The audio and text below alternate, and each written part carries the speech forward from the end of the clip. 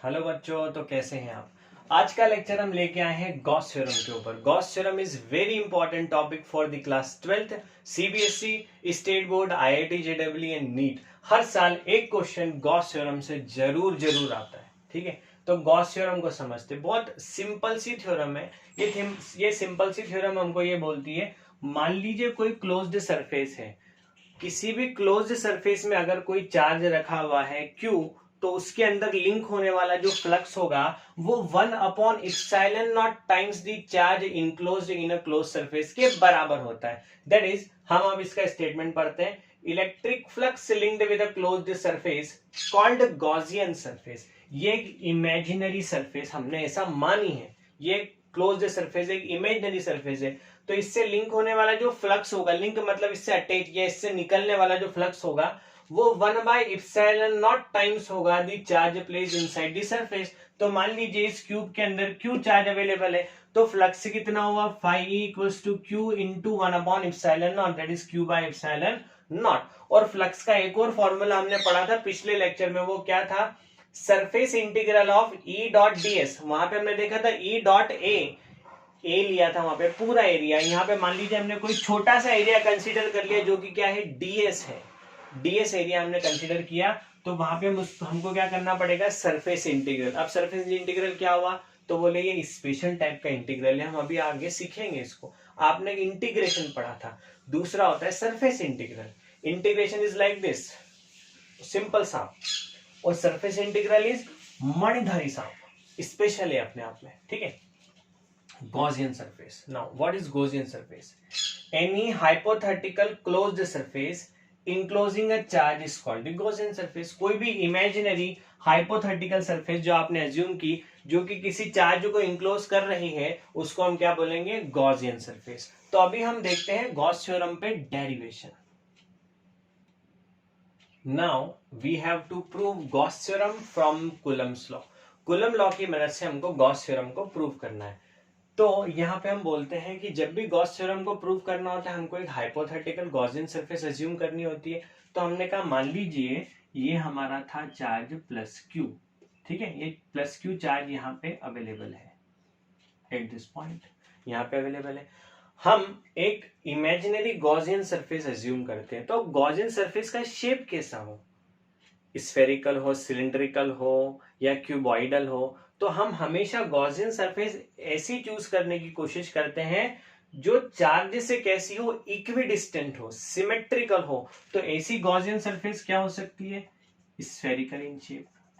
तो हमने spherical shape में गॉसियन सरफेस को अज्यूम कर लिया, और जो पॉइंट चार्ज Q है वो कहां पे है, इसके सेंटर पे है। अब हमको कूलम लॉ की मदद से phi E equals to Q/ε0 prove करना है। ठीक है, तो हमने कहा मान लीजिए जो गॉसियन सरफेस हमने अज्यूम की उसकी रेडियस कितनी है, R है, इसकी रेडियस कितनी है, R। नाउ अब हम इसको पढ़ते हैं। Consider hypothetical spherical surface called Gaussian surface. ये हमने स्फेरिकल गॉसियन सरफेस को अज्यूम कर लिया of radius R with point charge Q at its centre. Point charge Q कहां पे है, इसके सेंटर पे है। By Coulomb's law intensity at point P on the surface will be. मान लीजिए ये हमारा पॉइंट P है जो कि सरफेस पे अवेलेबल है। इस पॉइंट P पे इस प्लस Q पॉइंट चार्ज के कारण इंटेंसिटी कितनी होगी, 1/4πε0 इंटू Q/r²। ठीक है, अब हम यहाँ पे क्या अज्यूम करते हैं, इस पॉइंट P पे हम छोटी सी सरफेस अज्यूम कर लेते हैं, ये स्फीयर की सरफेस। तो इस सरफेस का एरिया मान लीजिए कितना है, ds। सो ds वेक्टर की डायरेक्शन क्या होगी, outward, perpendicular to the plane of the surface. और इस पॉइंट चार्ज प्लस Q के कारण इस पॉइंट P पे जो इलेक्ट्रिक फील्ड इंटेंसिटी होगी, उस इलेक्ट्रिक फील्ड इंटेंसिटी की भी डायरेक्शन क्या होगी, उसकी भी डायरेक्शन इसी डायरेक्शन में होगी। मतलब इनके बीच में जो थीटा है वो कितना हो गया, 0 डिग्री हो गया। यहां तक की बात क्लियर है, फिर से समझो। हमने एक स्फेरिकल गॉसियन सरफेस को अज्यूम किया, पॉइंट चार्ज Q उसके सेंटर पे रखा हुआ है, R रेडियस है, पॉइंट P पे इलेक्ट्रिक फील्ड इंटेंसिटी कितनी हो गई, 1/4πε0 इंटू Q/r²। हमने एक छोटा सा स्मॉल सा एरिया अज्यूम किया जो कि कितना है, ds उसका एरिया है। तो वो ds वेक्टर किधर होगा, आउटवर्ड। इलेक्ट्रिक फील्ड इंटेंसिटी भी कैसी है, बाहर की तरफ है। तो दोनों सेम डायरेक्शन में, तो इनके बीच में एंगल कितना हो गया, 0 डिग्री हुआ। ठीक है, अब हम बोलते हैं hence net flux linked with the surface with the area ds।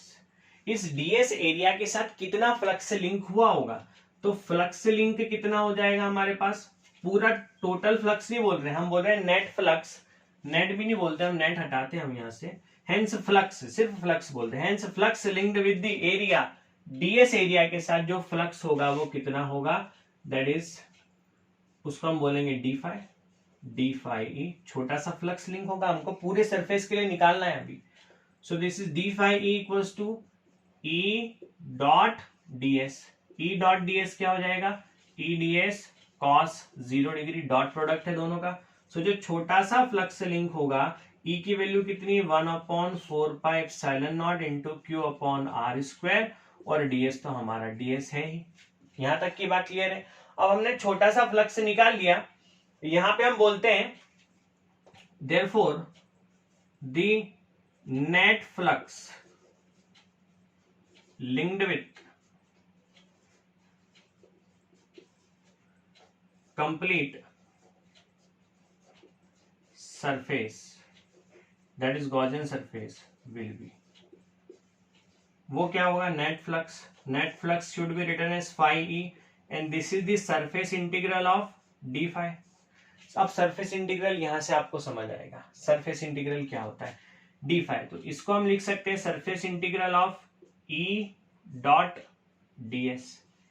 E dot ds की वैल्यू कितनी है हमारे पास, this 1/4πε0 Q upon R square into ds, यहां से हम वैल्यू पुट कर लेते हैं। So this phi E equals to surface integral of E dot ds की वैल्यू कितनी है, 1/4πε0 into Q upon R square into ds।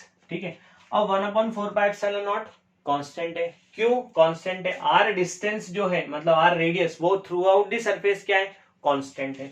तो यहां से फाई ई इक्वल्स टू कितना आ जाएगा, फाई ई इक्वल्स टू आ जाएगा 1/4πε0 into Q by R square into surface integral of ds। अब सरफेस इंटीग्रल ऑफ ds निकालना है हमको, तो अगर छोटा सा एरिया ds है, तो पूरा ds सरफेस का इंटीग्रेशन करेंगे तो सरफेस एरिया कितना आ जाएगा, 4πr² is the surface area of the sphere. तो इस पूरे ds का जब हम सरफेस इंटीग्रल करेंगे तो फाई ई इक्वल्स टू हमको मिल जाएगा 1/4πε0 into Q by R square into 4πr²। अब देखो आर स्क्वायर से आर स्क्वायर कैंसिल, 4π से 4π कैंसिल, सो यहां से फाइनली हमारे पास, इधर लिख देते, फाइनली हमारे पास फाई ई इक्वल्स टू क्या आ गया, Q by ε0। Hence this Gauss theorem is proved. बात समझ आई सबको? Now we will discuss some points related to Gauss theorem.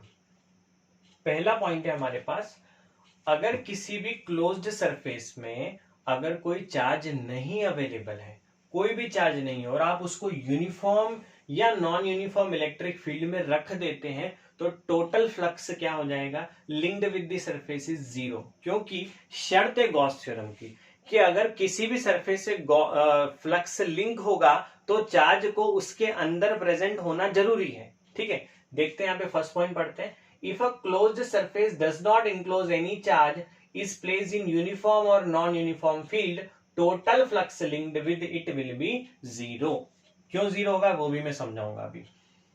ये एक स्फीयर है, इसको हमने नॉन यूनिफॉर्म इलेक्ट्रिक फील्ड में रखा तो भी फ्लक्स 0। ये हमारे पास एक मान लीजिए सिलेंडर है, इसको हमने यूनिफॉर्म इलेक्ट्रिक फील्ड में रखा तो भी फ्लक्स 0। ऐसा क्यों हो रहा है, तो मैं स्फीयर में आपको समझा देता हूं कि जितना फ्लक्स इंटर कर रहा है, मान लीजिए यहां से 3 लाइन इंटर कर रही है, तो 3 लाइन यहां से बाहर भी निकल रही है, तो फ्लक्स यानी कि total electric field line entering equals to field line leaving, तो entering equals to leaving, therefore net flux is 0, no flux is linked with the surface. और वहीं मान लीजिए चार्ज क्यू अंदर रखा होता तो वो सिर्फ बाहर निकल रहा होता यहां से, तो यहां पे हम बोलते हैं कितना फ्लक्स लिंक हो रहा है, क्यू अपॉन एप्सिलॉन नॉट। बात समझ आई सबको?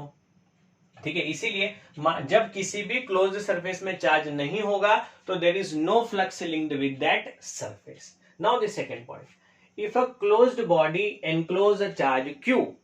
यहाँ पे हम देख रहे हैं चार अलग अलग शेप की हमारे पास क्लोज्ड बॉडी और उन सब में क्या चार्ज रखा हुआ है Q.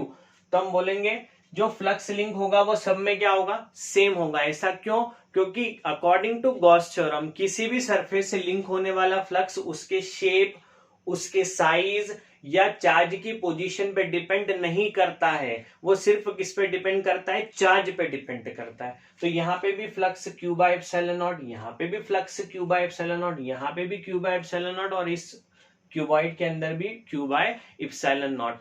चार्ज को आप ऊपर रखो, नीचे रखो, दाएं रखो, बाएं रखो, कुछ भी कर दो आप, तो हर कंडीशन में जो electric flux linked with the surface क्या होगा, Q अपॉन एप्सिलॉन नॉट होगा. ठीक है, तो हम पढ़ लेते हैं यहाँ पे. It is clear from all the figure that total flux linked with a closed body is independent of the shape and size of the body and position of charge inside it.